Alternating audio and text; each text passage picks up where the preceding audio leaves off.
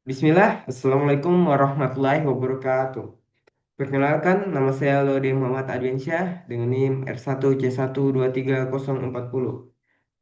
Baik, di sini saya akan menjelaskan materi dari tugas geologi batubara, yaitu geometri batubara. Geometri batubara merupakan studi tiga dimensi tentang bagaimana lapisan batubara itu terbentuk, terdistribusi, dan termanifestasi secara internal dalam suatu cekungan sedimen. Kajian ini mencakup ukuran ukuran fisik lapisan batu bara, bentuk lapisan batu bara, struktur internal lapisan batu bara, serta hubungan lapisan batu bara dengan batuan yang mengapitnya selama pengendapan. Pemahaman yang mendalam tentang geometri batu bara ini sangat penting untuk membantu kita mengestimasi sumber daya atau cadangan yang akurat serta untuk penentuan metode penambangan yang aman dan ekonomis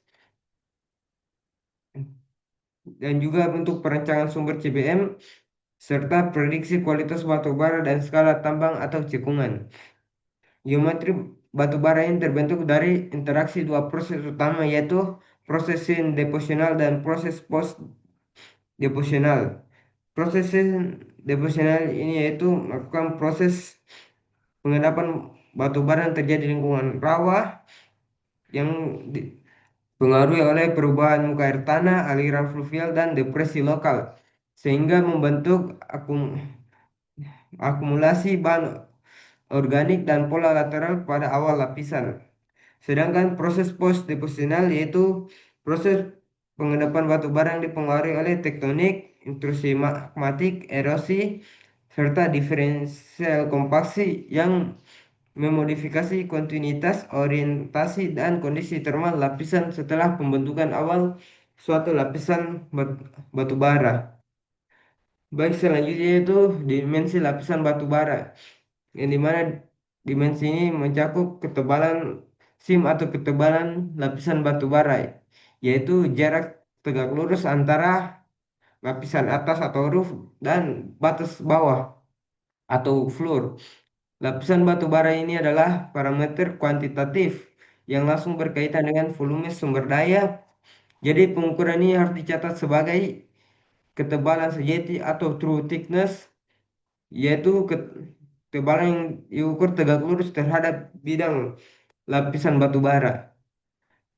Adapun faktor-faktor yang mempengaruhi ketebalan lapisan batu bara itu meliputi durasi dan intensitas akumulasi gambut, laju subsidensi cekungan, serta frekuensi dan volume input sedimen mineral organik pada saat proses pengendapan batu bara. Pada topografi lokal juga dapat menyebabkan penebalan atau penipisan lapisan batu bara pasca pengendapan. Juga bisa terjadi erosi atau intrusi batuan beku yang dapat mengubah ketebalan suatu lapisan batu bara. Metode pengukuran yang digunakan itu melibatkan singkapan, inti bor, dan interpretasi log geofisika borehole yang dimana ini menggunakan gamma ray dan density. Peta isopak juga atau peta kontur ketebalan juga membantu mengidentifikasi diffusion center lensa, pitch out, dan zona splitting pada lapisan batu bara. Yang berikutnya itu ada kemiringan, yang dimana kemiringan ini adalah sudut bidang SIM terhadap horizontal. Bersama dengan strike, ini menentukan orientasi SIM dalam ruang tiga dimensi. Dip ditandai dengan kemiringan kurang dari 5 derajat, yang umumnya terbentuk di rawa yang luas, sementara dip menengah hingga curam disebabkan oleh deformasi tektonik, seperti lipatan atau sesar, atau kompaksi diferensial. Pengukuran dip ini dilakukan di singkapan dengan kompas geologi atau diturunkan dari korelasi antar bor dan penampang data seismik. Juga dapat mengestimasikan kemiringan suatu lapisan SIM batu bara. Secara praktis, kemiringan mempengaruhi metode penambangan. SIM landai cocok untuk tambang terbuka, sedangkan SIM curam memerlukan terowongan dan akses bawah tanah sehingga itu memerlukan metode penambangan underground atau penambangan bawah tanah. Kemiringan juga ini mempengaruhi pengukuran ketebalan yang benar atau atau pengaturan drainase serta stabilitas lereng. Arah kemenurusan dan sebaran lapisan batu bara.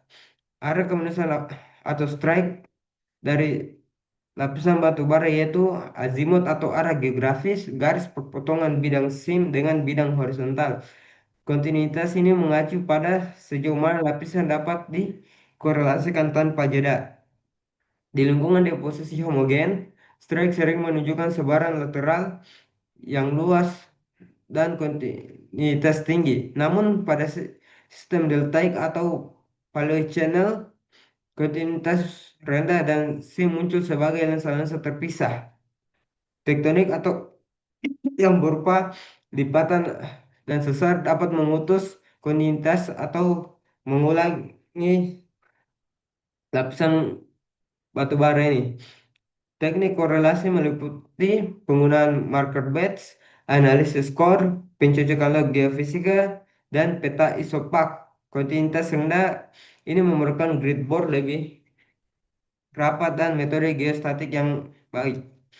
Selanjutnya itu sebaran lapisan yang dimana sebaran lapisan batu bara ini menunjukkan merujuk pada footprint lateral lapisan di area permukaan peta atau plan view dan bagaimana ia berubah pada skala cekungan. Kontrol deposisional atau lingkungan pengendapan seperti rawa, pantai, dan interdistributary bay serta abundant channel itu dapat menentukan apakah sebaran akan luas dan kontinu atau defragmentasi dan lentikular. Tektonik juga dapat memodifikasi arus sebaran seperti blok yang terangkat dan tererosi akan menghilangkan sebagian lapisan batu bara, sedangkan blok yang tenggelam mampu mempertahankan dan menjaga ketebalan dari lapisan batu bara. Pemetaan sebaran ini dilakukan melalui peta isopak, peta struktur, dan peta konfigurasi SIM. Dan integrasi datanya ini menentukan desain grid board dan perencanaan logistik tambang serta estimasi dampak lingkungan. Berikutnya itu bentuk lapisan batu bara. Bentuk lapisan batu bara ini yaitu ada bentuk tabular atau berlembar yang mana bentuk tabular ini merujuk pada sim yang relatif datar dan menurus dengan ketebalan yang relatif homogen pada skala yang luas. Ini adalah bentuk ini adalah yang paling ideal dan yang paling mudah dimodelkan dan serta ditambang. Yang kedua itu bentuk lentikular atau lensa yang dimana bentuk lentikular ini muncul ketika akumulasi gambut terjadi di deposit center lokal, paleo depression atau abundant channel yang menyebabkan penebalan sentral dan penipisan menuju tepi.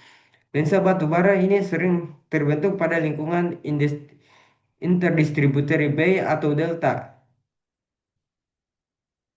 Yang berikutnya itu bentuk channel fill, yang dimana beberapa SIM ini terbentuk sebagai channel fill ketika area bekas channel atau paleoestuarine diisi oleh bahan organik. Bentuk SIM-nya mengikuti jaringan channel yang melengkung, mendering atau anas- anastomosing dan menunjukkan variasi ketebalan.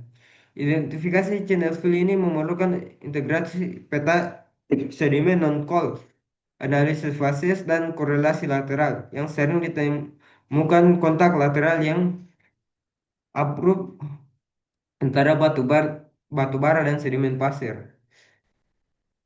Materi berikutnya itu diskontinuitas lapisan batu bara, yang dimana itu ada split seam, yang dimana split seam ini terjadi ketika satu pakai batu bara dipisahkan menjadi dua atau lebih seam oleh penempatan sedimen klasik atau parting atau proses biostratinomik yang menghasilkan interbatch mineral. Diskontinuitas yang kedua itu pinch out, yang dimana pinch out ini terjadi ketika sim menipis secara lateral hingga hilang. Ini biasanya terlihat di peta isopak sebagai isolat yang menutup. Fenomena ini menunjukkan batas lateral dari akumulasi gambut atau pengaruh paleotopografi yang menyebabkan penghentian pengendapan batu bara. Diskonitas yang ketiga yaitu transaction, yang dimana transaction ini adalah penghapusan SIM oleh erosi atau oleh sesar yang memotong SIM. Erosi ini dapat terjadi di daerah uplift, sementara sesar dapat menggeser atau menghilangkan bagian SIM. Semua fitur ini dapat menyulitkan korelasi dan meningkatkan kebutuhan strategi sampling yang intensif.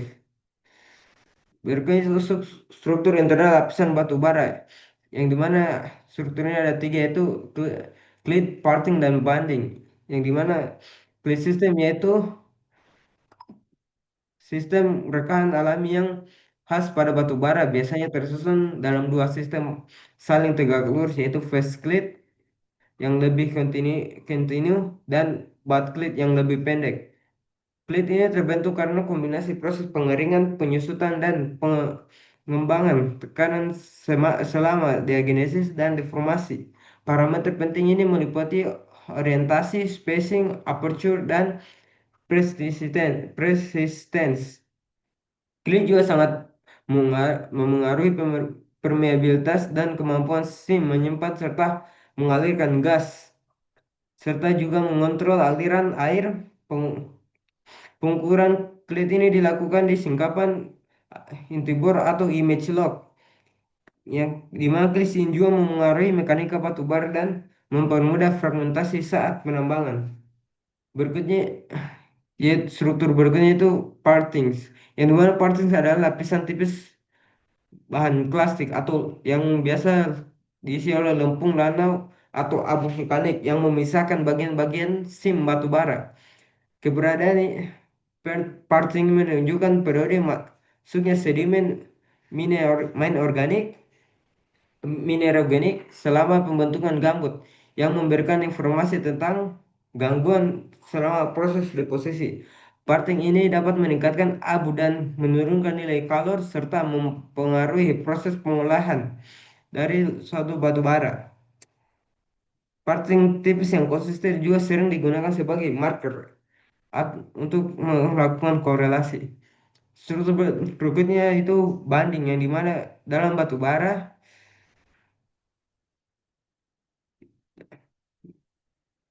dan yang dimana dalam batu bara ini dan tingkat degradasi gambut banding bisa timbul secara vertikal dan lateral yang mencerminkan perubahan lingkungan. Analisis petrografi dan proximate atau ultimate digunakan untuk memahami banding dan korelasinya dengan kualitas seperti nilai kalor, volatile content, dan ash.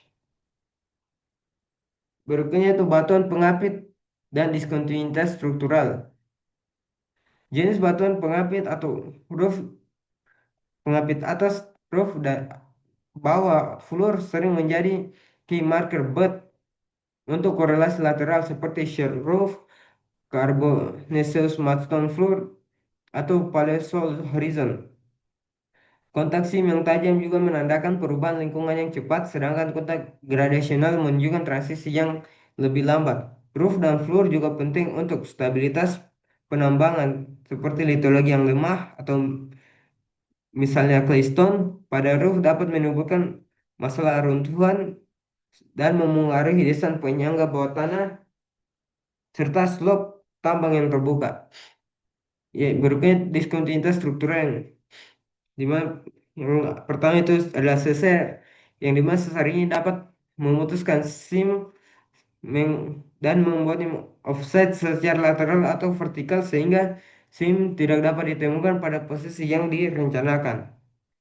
Berikutnya itu lipatan, yang dimana juga lipatan dapat mengulangi sim atau reposition di lim-lim lipatan atau dapat menyebabkan penipisan suatu sim.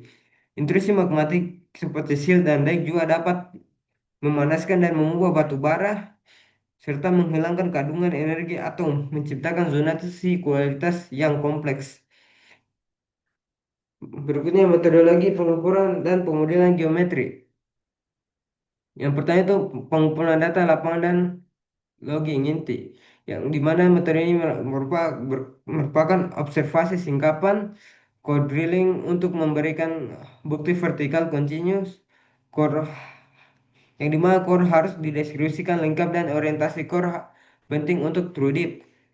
Yang berikutnya itu pemetaan pembuatan penampang. Peta isopak atau peta kontur ketebalan dapat menunjukkan depo center, lensa, dan pinch out